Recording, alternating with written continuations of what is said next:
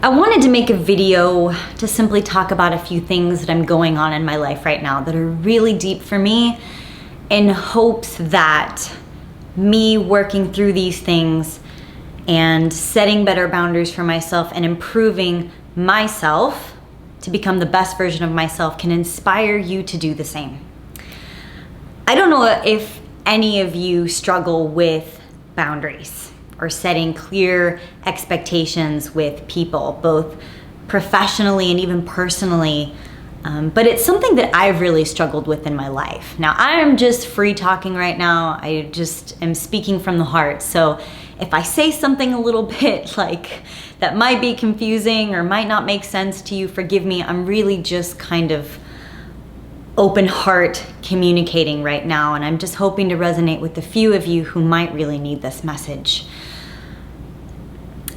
I have my whole life really struggled with not only saying no, but always being the kind person, the girl in middle school who was bullied, the girl that people see as a pushover, who's so nice, will do anything for them. Oh, she'll give you whatever you want. And it's like, okay, not only is it hard for me to say no, but people always kind of corner me into being this nice girl who will do anything that they want for them. And it's usually been true. Usually I say yes and I do it and I give with love because I'm such a giver and I love people. And I live in abundance. My mindset is always that I'm in abundance. I have everything that I need. I'm filled with joy. I'm filled with love. I love an abundance of fruits and vegetables. I've trained myself to have an abundance mindset. And with that has come people who see me and they think, oh, she has a lot. She has a lot of fruits and vegetables. She has a lot of health. She has a lot of vitality. She has a lot of money, or whatever perception they think they might have of me, whether it might be true or not. They see that and they think, I want something. I want that. She has that. I'd like that from her.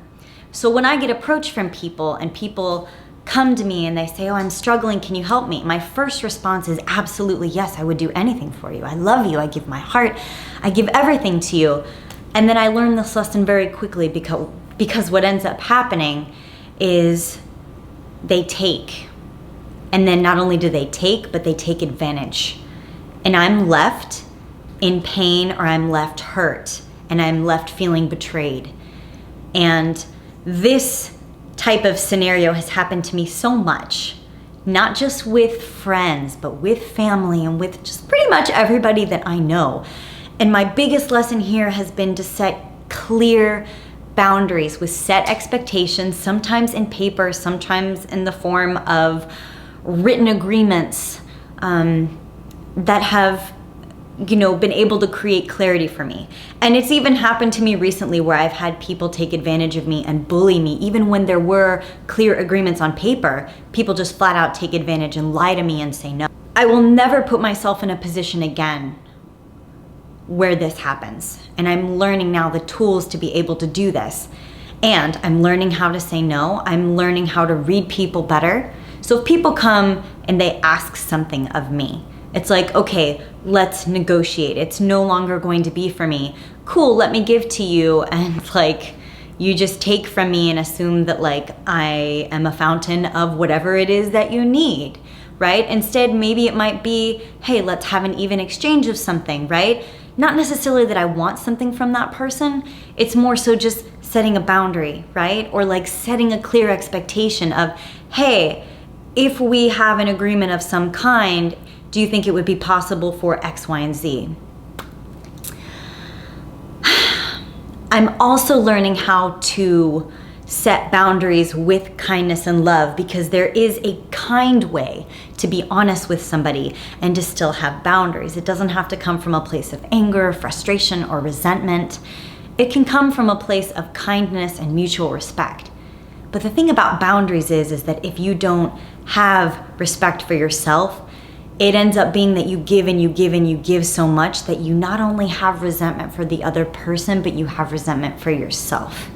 And then forgiveness becomes a really big deal, right? Because not only do you have to forgive the other person, but you have to take responsibility and forgive yourself. Now, here's where the kicker happens.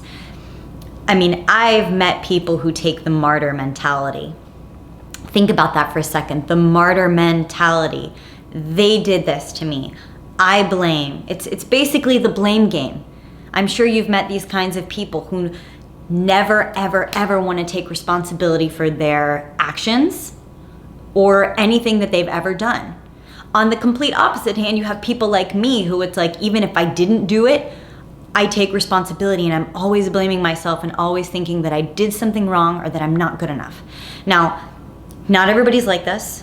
I know it. These are stories. These are things that have shaped me from things that have happened in my childhood. I affirm I'm creating a new story and a new Kristina now who's new and empowered, who makes better decisions, who can say no, who can have set boundaries. However, I am dealing with this now because of things that have happened in my past that I'm learning how to deal with, I affirm. So when I talk about taking responsibility, it's important to ask yourself in any situation, do I have firm boundaries? Am I taking responsibility? Am I trying to blame somebody else here? Is there a way that I can best move forward in owning up to everything that's happened? Because remember, just like any kind of relationship that you have, it goes both ways. Yes, you can be violated on the most horrible level. Trust me, I know you can be disgusted at how violated, right? Like being violated just feels like a stomach sink, right? You feel disgusted, you feel hurt. It just feels painful, right? We all know what that feels like. And to that degree, we can all take responsibility for being violated, to maybe have not put ourselves in a certain situation, to have communicated better at the forefront of something. There's always a case scenario, but just to remember, for those of us who feel like, oh, well, it was never my fault, I'm never gonna take, whatever, I'm always gonna blame this person, we can always choose to take responsibility for things.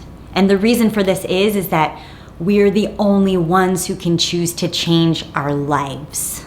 No one else is gonna do that for us, only we can. So it's like, when I recently learned that I have to set clear and better boundaries for myself, okay, I definitely can't blame anybody else for that, right? Like, it's like, okay, I am the only one who can take responsibility for that, and I am the only one who can choose to do that for myself. Nobody else is gonna set better boundaries for me. There's nobody who's gonna come into my life and say, you don't have boundaries. Let me just not take advantage of you in this case because you're so sweet and innocent. No, that's usually not how it works. Most people are looking out for themselves. This is like a very real fact. And if I'm hoping most of you will agree with me on this. And you know what, even if you don't agree with me, that's fine too. But I think you would agree with me that most people are only thinking out for themselves. There's like maybe a 5% out of 100%, there's probably 5% of people who think about other people before they think about themselves. When you go into a conversation, when you communicate with something, are you thinking about what you're saying and how it's going to affect the other person? No, most people share to express how they feel. They share on their own terms. Like, you're going into it to either see what you can get or to like express yourself. You're usually not thinking about, hey, are my word choices going to be affecting this other person and hurting them or making them emotionally charged or triggered? We're not usually thinking about other people in situations like that. So yes, in coming to the table with this, we are the only ones who can take responsibility for our choices and actions. We're the only ones who can choose to change our lives. And while boundaries might be something that I'm working on right now, there's something for all of us to work on right now. Right? It might be forgiveness for some of you. It might be any kind of repeated pattern that you've seen happen in your life. We all have patterns. We all have things that come up repeatedly for ourselves. It's basically those lessons that keep coming up that you keep having to learn over and over again because we haven't quite fully, I don't want to say learned it yet, but we haven't made the changes to get out of that cycle yet, to come out of that story and come into our new selves. So here's the thing. I've been journaling and I'm like, how would the new Kristina How would the strong Kristina that I envision handle this situation? How would the zero drama Kristina handle the situation? How would the empowered Kristina handle this situation, right? And moving forward from that, it's like if I can envision it, I can manifest it. How would the old Kristina handle it? How would the new Kristina handle it? And when I can write it down pen on paper, that's when the magic happens and I begin to really roll out the scenarios for myself where I can think through different future scenarios and how I might handle them differently. I can even work through my present day scenarios and how I can handle them differently. It's not easy. Trust me, this is the hard work.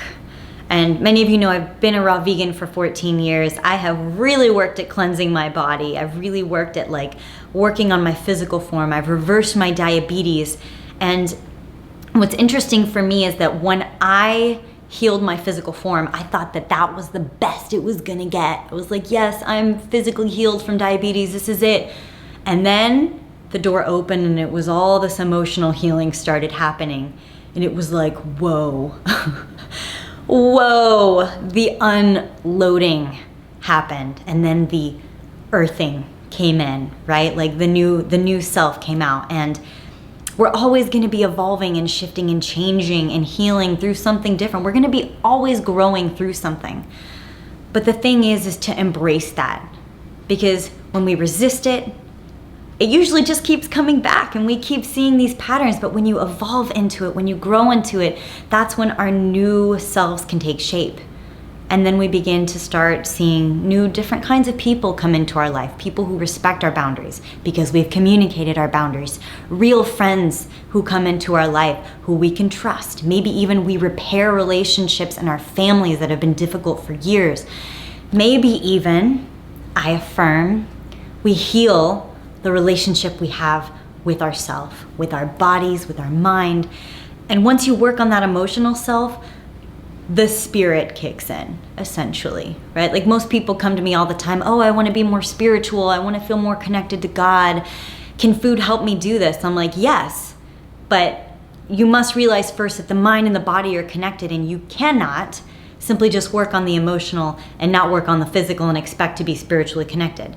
And you can't just work on your body and not work on the emotional and expect to be spiritually connected. They both affect one another. They are connected. We are connected. We are all connected. My certain case scenarios might not be what you're going through, but hopefully something in this conversation has resonated with you or triggered you. Why? Because human emotion is the same. Sadness is the same emotion. It's felt the same. Might be different levels of sadness, might be more intense resentment, might be more intense anger or joy or whatever emotion that we're talking about, but I can relate to your emotions. It might not be the specific case scenario, but we all feel the same human emotions. And that's what connects us. And what people really want is connection.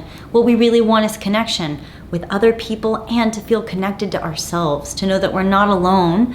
We can trust the process, we can trust ourselves.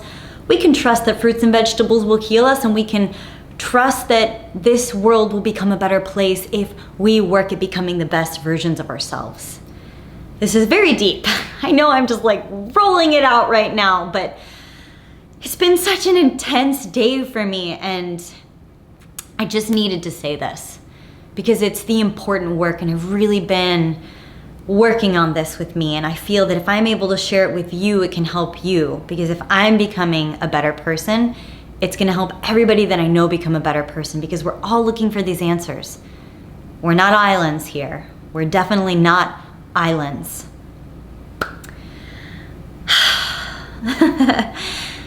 I want to thank you for being here today. I know this video probably won't be for everybody, and that's okay. And I feel like I could probably keep going for another hour, but I want to motivate and encourage you to be brave enough to identify the things in your life that trigger you hard. They give you that like sinking feeling in your stomach, or they make you emotional.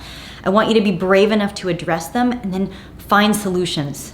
Take responsibility, start journaling, write them out, and then to the physical and emotional components to heal, to really move forward with that, and to not be afraid to just like embrace the vulnerability happening here, because being vulnerable is just so raw. It's so raw. But hey, my channel's called Fully Raw, so we're here to be raw, right? We're here to be raw. Thank you. Thank you for being present. Thank you for listening. Thank you for holding space. Thank you for letting this be a judgment-free zone. I appreciate you. And for those who might not know the Ho'oponopono prayer, I want to bring that here today and end with this in this video. It says, I'm sorry, forgive me, thank you, I love you. And this is something that I tell myself all the time throughout the day and before I go to bed, because it helps me to mentally process through things. I even repeat it to myself over and over in yoga, which, by the way, we didn't even get to talk about the physical exercise component, but it's there. I'm sorry, forgive me, thank you, I love you. I hope this video helps some of you today. I'm sorry, forgive me, thank you, I love you.